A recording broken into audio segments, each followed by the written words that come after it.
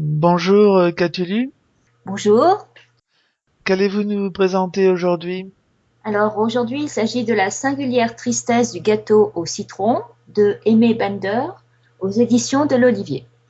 L'histoire de ce livre?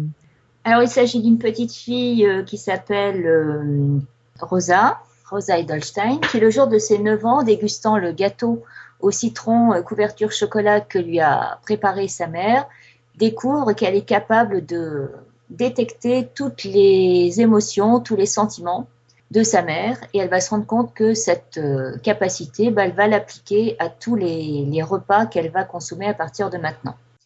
Alors on entre dans une réalité un petit peu différente à partir de là. On est à la fois un petit peu dans le fantastique, mais de manière très discrète. Et surtout, on entre dans l'intimité d'une famille qui a l'air en apparence tout à fait normale et qui en fait va s'avérer beaucoup plus complexe qu'il n'y paraît. Donc c'est un peu fantastique. C'est un tout petit peu fantastique. Ça va aller de manière comme ça un petit peu discrète tout au long du roman. Mais moi, j'ai plus vu comme une réalité vue par quelqu'un d'ultra sensible. C'est pas du tout le fantastique qu'on va voir dans les nouvelles, par exemple, de Maupassant ou d'autres auteurs. On est vraiment plus dans la réalité, mais une réalité qui est perçue de manière hypersensible. J'avais lu sur votre blog qu'il ne faut pas lire la quatrième de couverture, par Non, contre, qui elle en donnait trop faut. de détails. Voilà, exactement. Il faut se laisser emporter par cette petite fille qui va grandir tout au long du roman et on va découvrir à sa suite toute sa famille, sa mère, son père, son frère qui est aussi très particulier et on va l'accompagner comme ça et dans une réalité qui est très proche de nous et à la fois très, très différente de ce qu'on peut vivre. Qu'est-ce qui vous a particulièrement plu alors dans ce livre?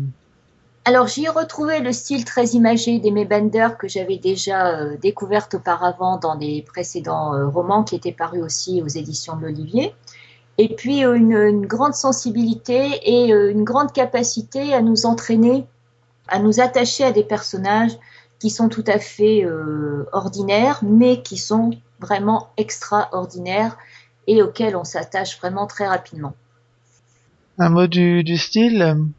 Le style très imagé, très fluide et une traduction vraiment très très bien rendue. Hein, il faut saluer le travail de la traductrice Céline Leroy.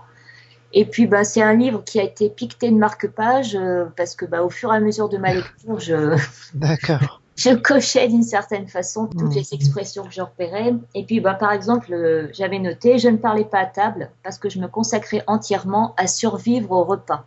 Hein. Donc ça montre bien quand même l'intensité de ce qu'elle perçoit dans la nourriture. Alors ça a des côtés amusants parce qu'elle est capable de voir si les produits sont bio, si les animaux ont été bien traités, etc.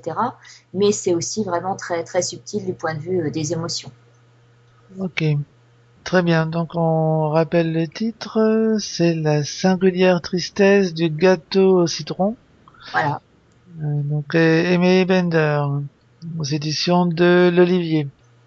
Alors on peut retrouver toutes vos chroniques sur Libfly et également sur votre blog qui s'appelle catulu.com.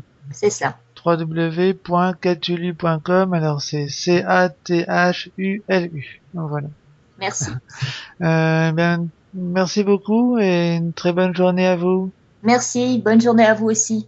Merci, au revoir. Au revoir.